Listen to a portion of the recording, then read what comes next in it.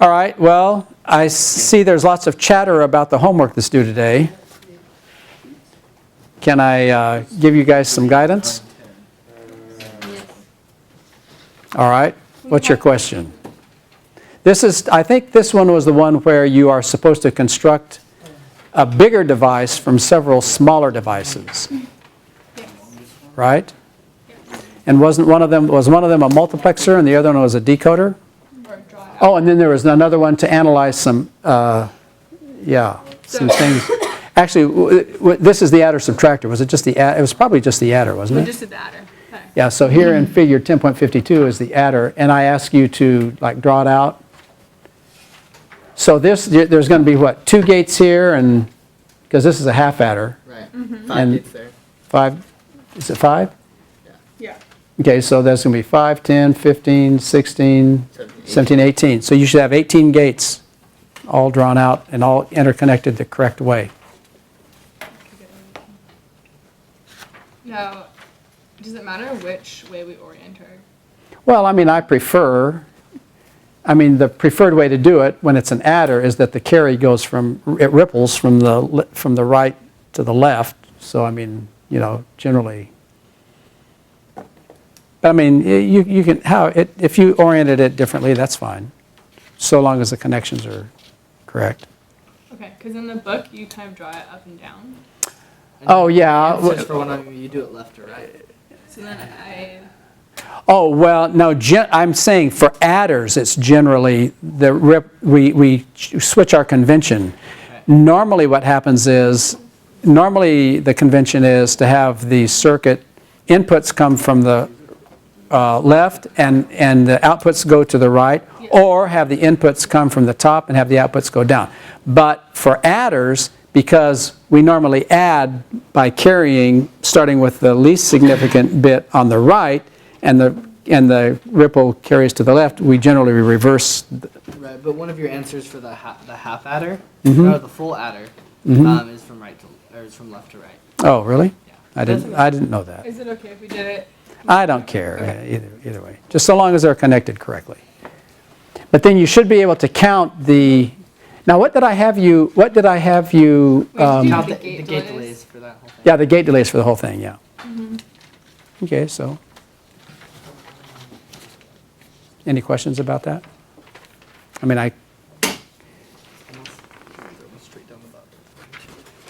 and it's the longest path, you understand. It's the longest path from one of the inputs to one of the outputs. It's the longest number, is everybody with me? In numbers of gate delays. Okay, so the question is, what do I mean by explain the operation of your circuit? Now, these are principles of operations questions, and we're going to be doing this in the lab a lot. So what I mean is, okay, let's just take an example. One of the homework problems today was to construct a 16 input multiplexer from how many? 2 8 input multiplexers and some additional gates. So, I'll give you some guidance on that. Here's one 8 input multiplexer.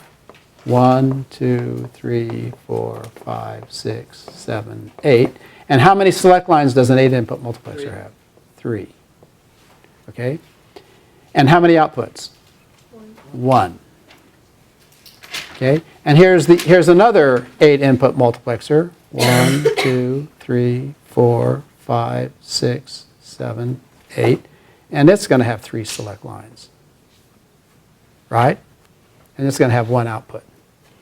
Okay? And now, here's what you have to do. What we're going to do is we're going to draw a black box around the whole thing. Actually, it's not going to be a black box. It's going to be a white box because we're going to see how it's implemented.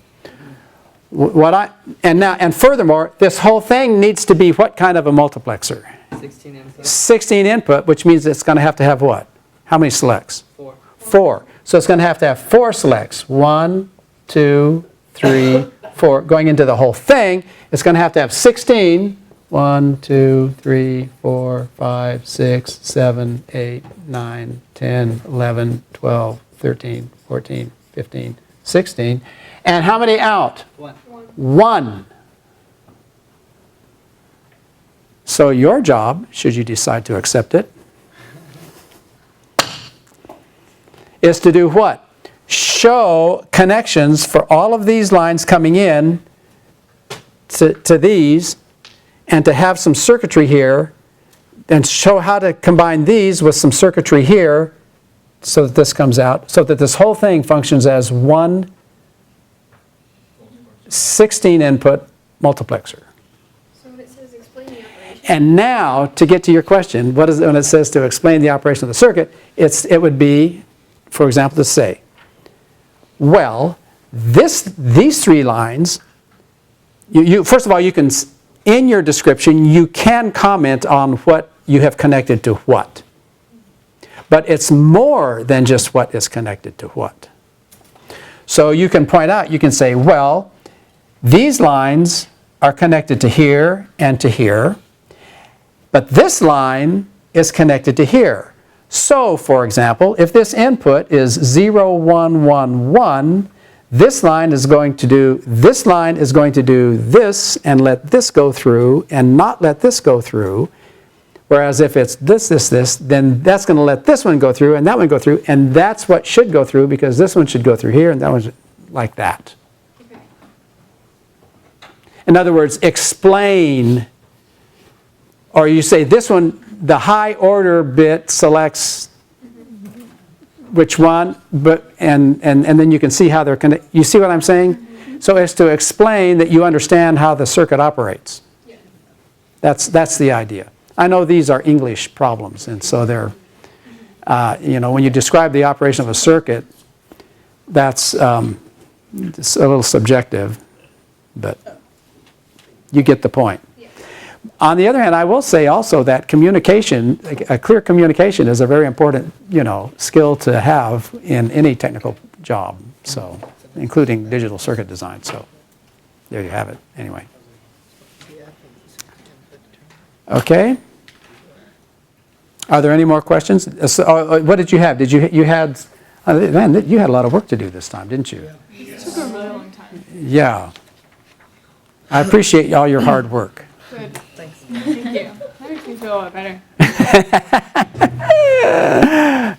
For the internal parts of the half adder and the full adders, do you want us to put this is the C in and this is the C out, or just the lap? Well, yeah, it'd be. Oh, I see. Oh, no. No, I see. No, because you're drawing the individual gates there. No, that's not necessary to do. Yeah, so no like internal. Right. You don't have to have internal C ins and C outs. Okay. Just the gates. Yeah. Now, one of these questions too was supposed to illustrate the space-time trade-off, right? Yeah. What did I have you do I had you do a full adder. Yes. Mm-hmm. Okay, so you recall that the full adder, actually let's go back to our implementation of the full adder.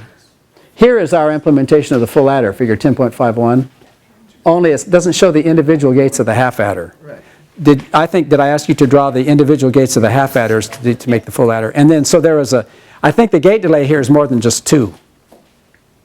On the other hand, you should be able to design a full adder as a 2-level AND/OR network, Right. which would speed up by how much?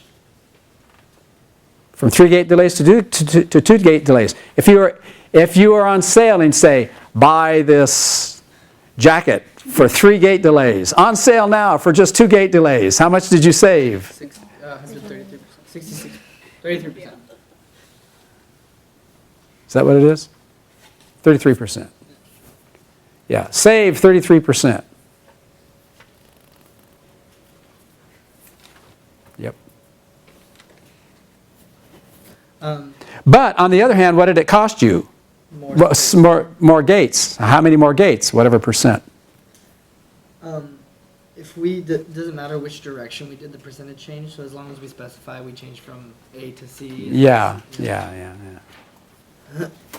Oh, yeah, there's always that question of what goes on the denominator when you're doing a percentage. Yeah. As long as it's one Yeah, together. I think the standard is to do the initial one is the one that is on the bottom, I think, right? Yes. So in the 33%, it's 1 out of 3, not 1 out of 2. So you'd want it to be 2 out of 3. Because the initial one 2 out of 3, yeah. Well, depending on if it's the savings or what you multiply it by. percentage. Yeah, see, that's the other thing about percentages is that there's lots of different ways to say the same thing. Anyway. All right, is everybody good? Any more questions about the homework? Oh, do we want some more time? Oh, that's fine with me. If you want some more time? Yeah. Oh, I see. You'll listen to the lecture if you have more time to do the homework. You won't be doing the homework during the lecture. Okay, then yeah, you can have more time.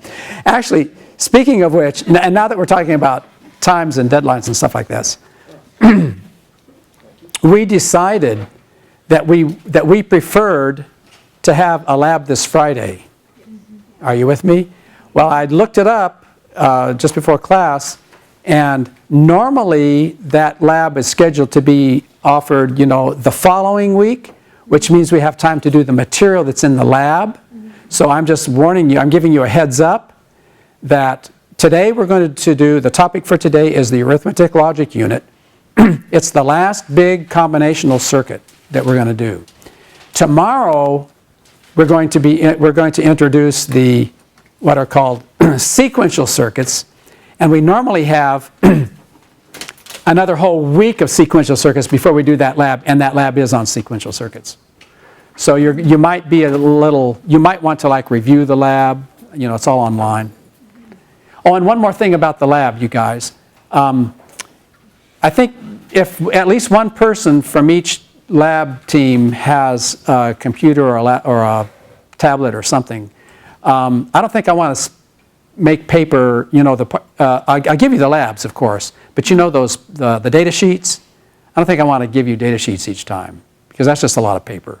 And you can look at it, it's all online, okay, the PDFs. So if you want to download the PDFs to your device, whatever, then you can just look them up there, okay, so we don't waste paper. The data sheets for each individual chip. Yeah, there are, if you look on the website, I have PDFs for every chip, and you can download them individually. Cool. Yeah. So just to let you know that that's a resource for you there.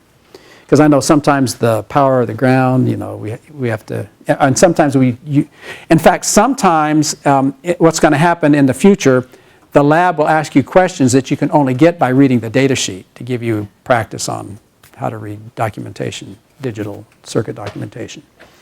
Okay, so anyway. Now, at the end of class last time, we described how this slick adder-subtractor works. Do you remember the principle of operation? Oh, okay. You asked, what do we mean by principle? How do you explain? Let me give you an example of how to explain the principles of operation of this. This is a repeat of what we did at the end of class last time. So this is the adder-subtractor, right? You remember this? Adder-subtractor? Okay, so look.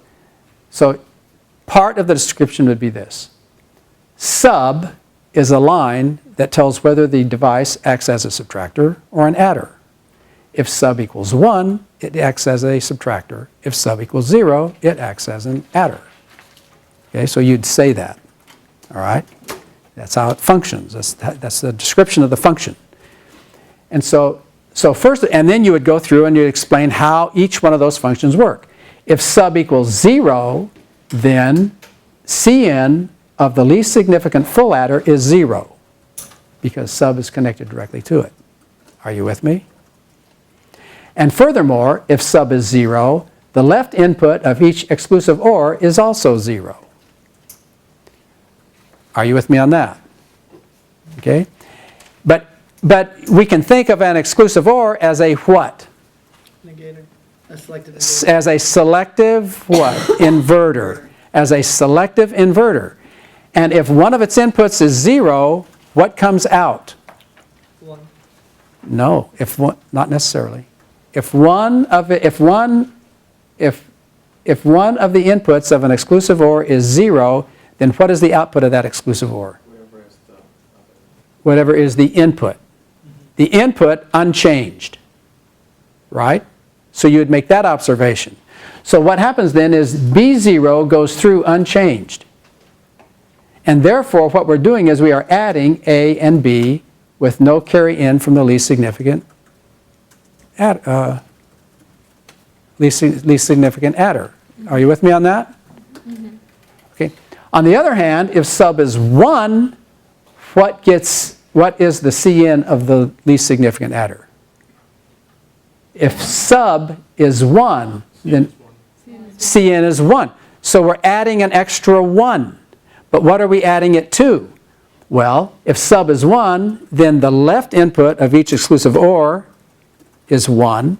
But treating that as a selective inverter, if one of the inputs is 1, what is the output of an exclusive OR?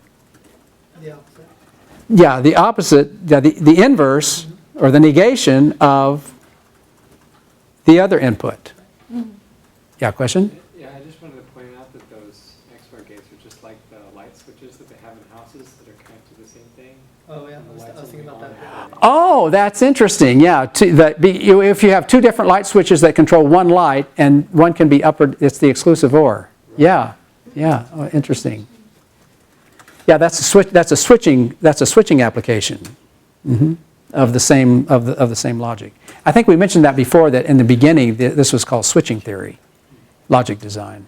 Okay, that's so kind of slightly older terminology, but anyway, and then so therefore what are we adding? We're adding 1 plus the inverse of B. But 1 plus the inverse is the what? Is the 2's complement, is the negation. So we're taking A plus negative B. So that's an example of how you would describe the principles of operation of a circuit.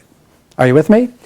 And now we are going to do that in spades with this next device. Now this next device is moderately complex, okay? And it is called the Arithmetic Logic Unit, also denoted by ALU, and there is no ALU shape on your template. Actually, here, let's peek ahead here. Figure 10.54 shows the shape of it, what it's shaped like. Shaped kind of like a block V, this ALU, okay? And that shape is not on your template, but it's a common shape. So let's take a look at what the Arithmetic Logic Unit does. Okay, first of all, what we're leading up to here is the CPU design. So where is the ALU? In the CPU. It's in the CPU. It's part of the CPU, the central processing unit. Are you with me? So you remember in computer systems when we looked at the PEP8 CPU, what was in there? What was in the PEP8 CPU? Do you remember some of the things that are in the PEP8 CPU? Well, no, we didn't actually look at that. We didn't actually see the adder in the PEP8 CPU when we looked at it. Do you remember what's in that PEP8 CPU? There's an accumulator. Actually, before the accumulator, there's 4 little what? NZVC bits. Then there's the accumulator. Then there's the what? And that's the last one. The instruction what? No. Instruction register. That was the bottom one. So there was the accumulator. What else? Index. Index what? Pointer. Index register. So accumulator, index register, what else? What holds the address of the instruction to be executed next? Oh, come on, we've already done this. Even here we did this. Come on. What register holds the address of the instruction to be executed next? The what? Did somebody say it? I can't hear. You got to speak up. Program counter. Good. Yeah, I'm hard of hearing. You guys got to speak up. Okay, so, and it's going to get worse. So by the time we're finished with this course, you're going to have to be yelling for me to hear. Okay, so the program counter, and there's one other one, a really important one. No. It points to the top of the runtime stack, and the stack pointer, SB, the stack pointer. So those registers and then the instruction register, those all are registers inside the CPU. And in addition, which is usually not shown on the diagram in the computer systems course, is all the electronics necessary to be able to implement the instructions in the instruction set of the computer, of the CPU. And the arithmetic logic unit is part of that circuitry. Are you with me? That's part of the arithmetic logic unit is part of that. So what we're doing here is we are building up, we're going to see exactly how the CPU is designed. And so this is the key component of that, the arithmetic logic unit. Now, here's the way it's going to work. This ALU is really a versatile circuit. It can do 16 different things. Huh? How about that? It can do 16 different things. Okay? Now, if it can do 16 different things, how are we going to know which of the 16 things it's going to do? One of the inputs has to tell you which one. Yes, there has to be some control inputs that tell you which one it's going to do. Now, how many lines do we need to have going into the ALU to specify which of the 16 things happens? 4. Why? Because 2 to the 4 is 16. So that'll be like a multiplexer. Well, we'll see. So there's going to be 4 lines, and those 4 lines are going to tell which one of the 16 things this ALU does. Are you with me? Now, this ALU is, this ALU for this PEP8 does operations on 8-bit quantities. Are you with me? It does operations on 8-bit quantities. So it's going to have an A input and a B input, all right? And these are going to be it's a byte device, okay? So, and it's going to perform this, and then those four control lines are going to say what to do to these 2 8-bit devices, to those 2 8-bit byte quantities, and then the output is going to be an 8-bit result plus the NZVC bits. So here is the picture. All right. Now, so let's take a look at figure 10.54. So what we have here is we have A is this fat arrow. Now, a fat arrow in a logic diagram represents more than one wire. Are you with me? And you can't tell by looking at this figure how many wires it is, but what did we say just a minute ago? How many wires are coming in on the A side? 8. 8. Okay, so there's this big A fat arrow represents 8 lines. It's easier on the eyes to see the big fat pipe, right? Instead of having 8 individual lines. Are you with me? So that's the A, and then we have B coming in on the right. So A is coming in on the left, B is coming in on the right, and so B also represents how many? 8 lines, and then the result represents how many? 8. Okay. Now here's another common digital circuit notation. When you see an arrow coming in and it has this slash with a number above it, that is an abbreviation for 4 lines. That 4 means this really represents 4 lines. Are you with me? So does everybody understand the notation there? That's common. In fact, what we could have done is we could have had this A coming down. This A could have been one arrow coming down with a slash and then with what? 8 next to it. That's another way to draw it. But typically we visually it's nice to distinguish between the data bits, between the data lines and the control lines, and our data lines are fat arrows and the control lines are not. All right, so that's just a drawing convention. So what do you suppose these 4 lines are? These 4 lines are labeled ALU. So what did we say? What do you suppose these 4 lines do? They tell what?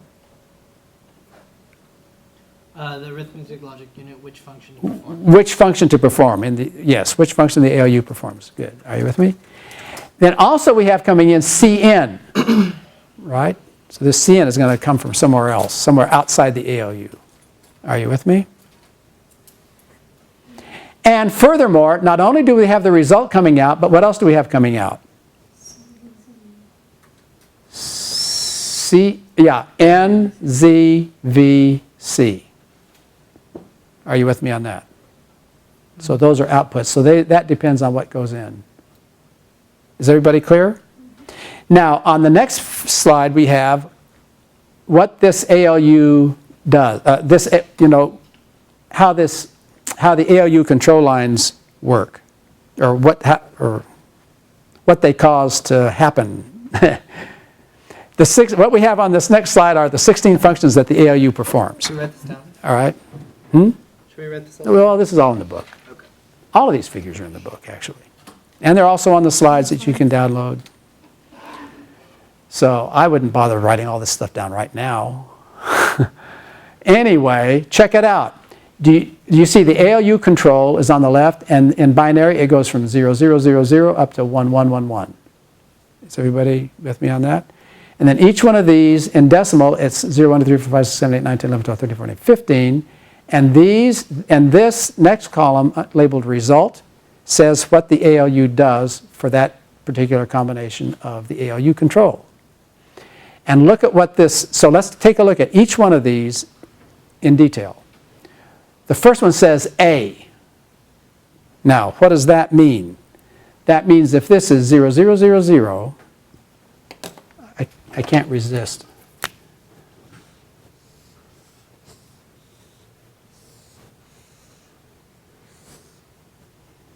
And this is A, and this is B, and this is result.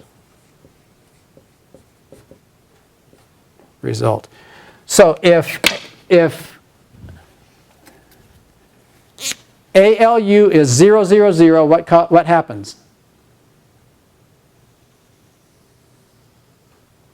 That. Now, do you see how that worked? How that works? And it doesn't matter what B is. B is ignored. So it just lets A through. Now, is everybody with me on that? Okay. And furthermore, let's go to the next one. What is, if it's 1, then what happens? Then what happens? A comes through and B comes through, and what? It goes through the what? Yeah, they're both going through the ALU, but inside the ALU it goes through the what? It goes through the adder, through a ripple carry adder. Right. And then what comes out? The sum. Addition, right?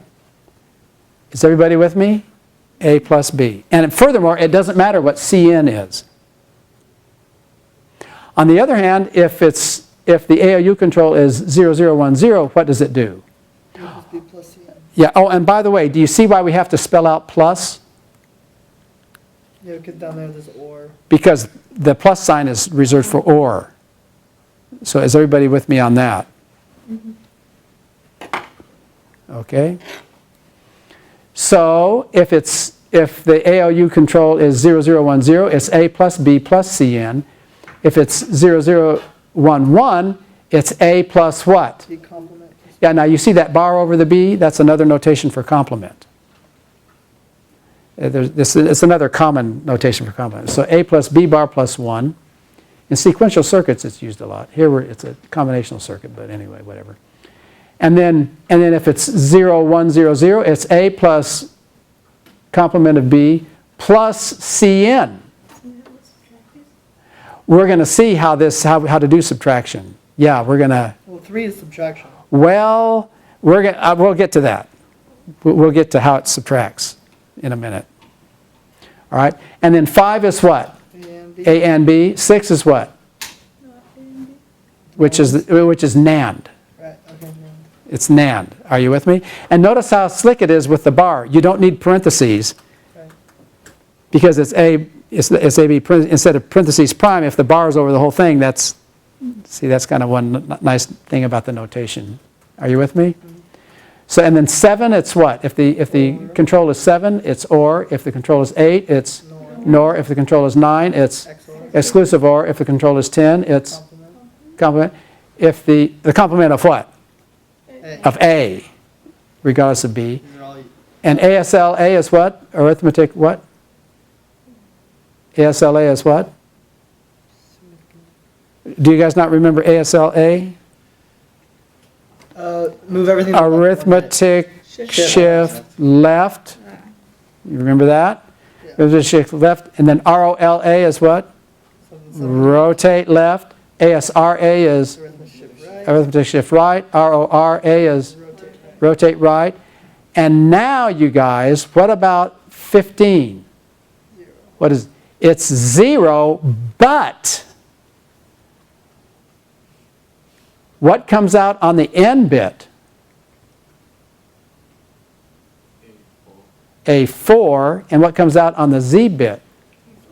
And what comes out on the the N bit is A4, the Z bit is A5, the V bit is A6, and the C bit is A7. Now, do you see that? So, in all of these other ones, the NZVC bits are just what comes out of the ALU, right? Is everybody with me? But on this one, the NZV bits are getting put onto the, I mean, A4 is what,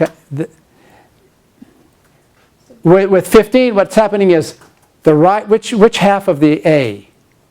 It's, A is 8 bits, right? So they're numbered 0, 1, 2, 3, 4, 5, 6, 7. So the right nibble of A is actually going to the what? Or the NT. The NZVC bits. So the 4 least significant bits, not the 4 most significant? Correct. Is that just a way to set those NZV and C? Yeah, it's the way to get the NZVC bits onto the result bus so that we can do computations with them. Okay, so what happens is, the way it works is like, here, let's do all 8. So if it's 1, 2, 3, 4, 5, 6, 7, 8, then these four come like this.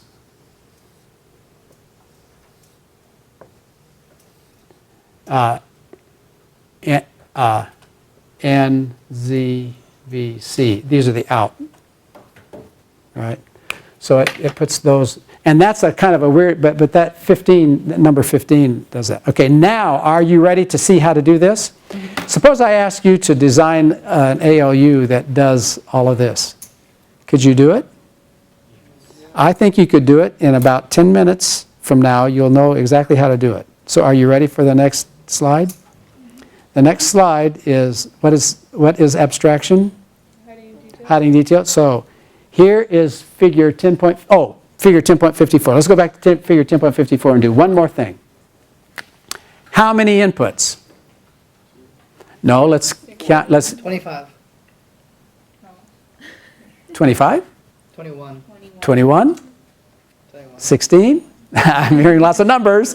What are they? Well, let's count them up. How many for A? 8. How many for B? That's another 16. How many for the ALU? 4. 20. So that's 20, and then CN is 1. So how many inputs? 21. Okay, so let's write it down. 21 inputs. And let's count the outputs. How many outputs? 11. 8 plus 4, 8 is 11 I outputs. don't know how to add. It's really bad. Wait, isn't it 12? It is 12. Oh, 12. You said 11. I know, I'm wrong. Well, then you made me wrong. Whatever. The A0 is the leftmost bit, or leftmost wire. Yeah, that's what I was thinking. I'm really Well, you know, because the, yeah. So This, when you're adding it? yeah, it's the convention. Oh, yeah, it's simply it's a convention because in PEP, because with all of these circuits in PEP 8, the bit index is like C++. It's like an array. And so this is sub-0. Okay. But I have to tell you that So when we add it, it will actually be this is sub-0, this is sub-1. A0 The RTL that RTL standard that or the RTL convention that we're using in PEP 8 is to have the bit match the index as it would an array in C++. And there are two different philosophies, and that's just our convention. That's just a notation. It's nothing fundamentally important about it. A plus B. So when you do. Actually, hold on. So here when I said A4 Yeah. and A5, this is 0, 1, 2, 3, 4. Mm-hmm. That's this one, 4, 5, 6, and 7. So when you do A plus B and you're using the ripple carry adder, Yes. actually your least significant bit would be A7. Yeah, yes, that is correct. Okay, now, are you ready for this now, you guys? 21 inputs, 12 outputs. Are you ready? Here it is, figure 10.56. A little bit more detail. A little. Let's count the number of inputs. Do you see now that the A That's 8. has 8 coming in from the top? Are you with me? That's the big fat arrow. Are you with me? The B has 8, so there's 16. The CN, there's 17. And do you see that these 4 are coming into the ALU on the left? Are you with me on that? Mm-hmm. So does that add up to 21? Did that add up to 21? 8, 16, 17, 18, 19, 20, 21. Right? And what about, where are the outputs? 1, 2, 3, 4, 5, 6, 7, 8, 9, 10, 11, 12. Is everybody clear? That corresponds to the other one. But now here's some more internal details.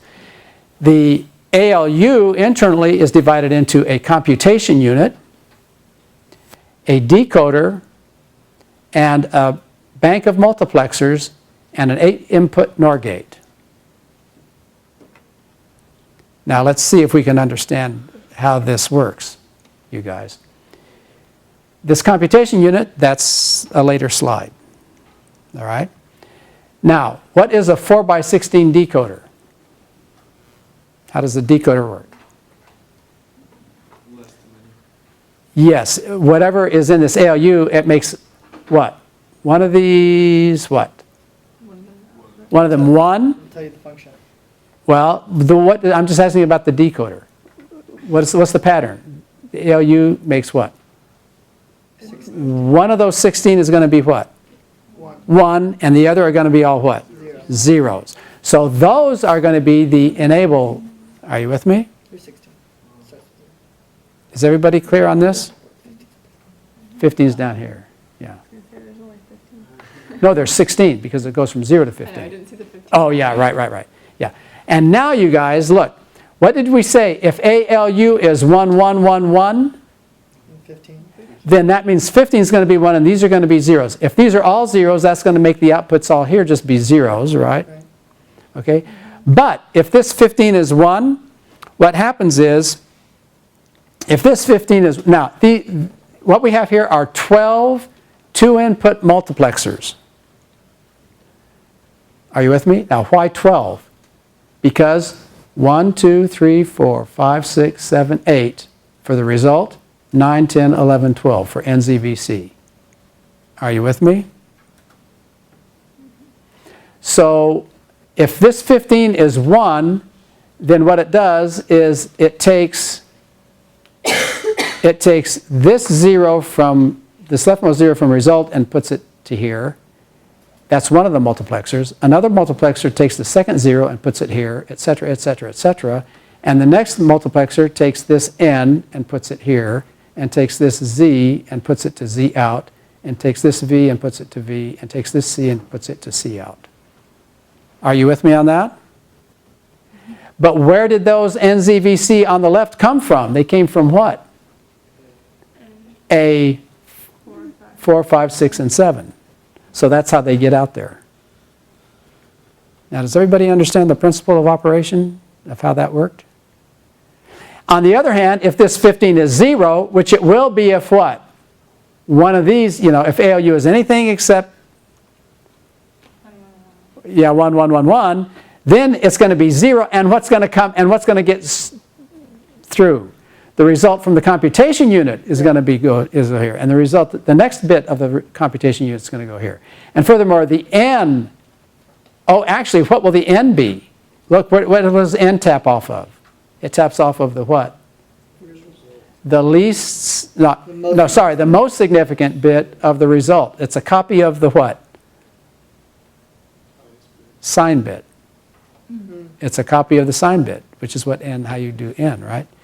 And furthermore, what about the z? What does it do? It takes all the zeros. It takes all those and puts them through a NOR, but how does the NOR work? Any of those are 1, then the z bit will Be 0. Only if they are all zeros will the z be 1. But that's what z is supposed to do. It's supposed to tell you if you have a result of all zeros. Are you with me? All right? And v and c just will come straight from the computation unit. Now, does everybody understand? Now, does everybody see that we have gotten everything down? We've figured everything out, except now is all we need to do is see how the computation unit works. And by the way, what kind of a circuit is this? It's a combinational circuit, which means what? The output depends only on input. The output depends only on the input, only a matter of a few gate delays. Is everybody clear on that? It's still combinational. So here's a little slide that describes the multiplexer. If line 15 is 1, blah, blah, blah. We went over that. Okay? And now let's take a look at the computation unit. So this was the ALU. Now let's count inputs and outputs of the computation unit. So, comp unit.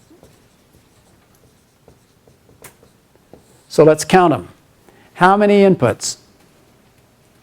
Oh my gosh, a lot. Well, we need to be precise. Let's be precise. 32. 31? A and B, that's 16, right? One for CN, Yeah, 32. 32. 32. Do we have a consensus here? And how many outputs? 10. 8, 10. Is that right?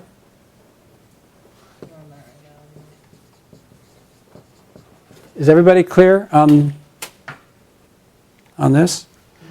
So if we show a picture, if we show an implementation of the computation unit, it had better have what? 32 inputs and 10 outputs. Oh dear. So here it is, figure 10.57. There's some dots here. It's got 10 outputs. Now how do you know it has 10 outputs? It's got the result of 8 bits, and then Yeah, the result is 8 bits coming down here. So there's 8, and then the V and the C. Are you with me on this? And then what? Coming up, here, this time we did 8. We're not using the fat pipe. We're using the slash for the A and the B. Is everybody good? So we have 8 coming in here for A, 8 coming in here for B, and these all fan out to these individual logic units and arithmetic units. So there's, how many of these units are there? 15? There should be 6. Oh, well, no, there should be 16, right? Wait, can you go back to the previous slide? Oh, no, wait, you're right. There should be 15 because the 16th one was that other one. Yeah, you're right. You're right. You're right. Okay? So now, now what happens is we have an A unit, and we have an arithmetic unit, and then we have a whole bunch of logic units. Are you with me? But look, I think we can understand every single aspect of this. I think we can. I think this is all doable. Down to the very last gate. If you were on a desert island, you only had NAND gates, you could build this.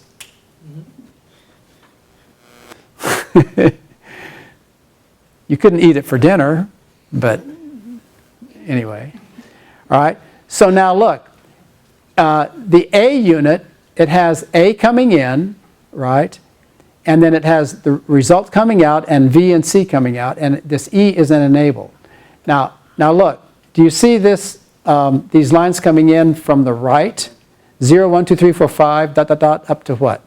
14. 14. Yeah? And each one of these is an enable, right? Okay. Except for the thing that the arithmetic unit has Which lines? 1, 2, 3, and 4 go to what input of the arithmetic unit? D, E, F, and G. Yeah? Yeah. So one of D, E, F, and G, one of these is going to be 1, the other one's going to be 0. Or the rest of them are going to be 0. Or they could be all zeros if some other unit is selected. And these other ones, they all go to the enable lines of their respective logic units. Is everybody clear on this? I think this is pretty straightforward. And these results are all 8, 8. But and now what is this what is this bar down here on the bottom? It's 10 what? 12 input. 12 input OR gates. Now why are there 10 of them?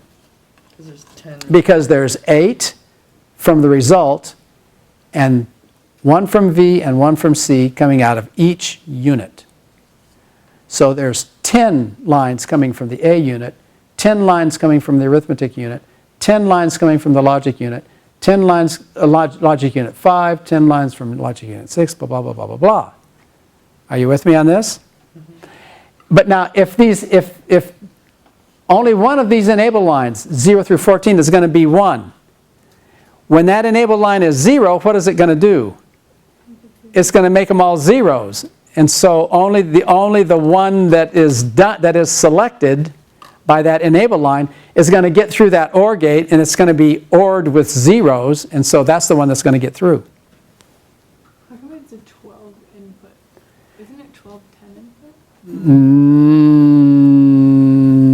input? Oh, No, it's 10, 12 input. it's 10, it's 12, wait. Because each result, each has 10. Yeah, that's a really good question. Now, can you work through that? I think it's The question was, why is it 10, 12 input OR gates? Why isn't it 12, 10 input OR gates? Can you? You're taking the one from each of the 12. And now, you guys, the rest, now, does everybody see how this works? I mean, do you see the principle of operation of how this works? Now, all we have to do next is do what? Examine each what? each unit. Each unit. Well, we're not going to take the time to examine all of them because most of them are trivial. Right, or. Yeah, I mean, there's a rotate right, and it's an exercise for the student, but you could design each one of those, I'm sure. They're all straight. What we're going to do is we're going to look at the A unit and the arithmetic unit. Okay. All right? And I think maybe now is a good time to stop. And we'll finish this up.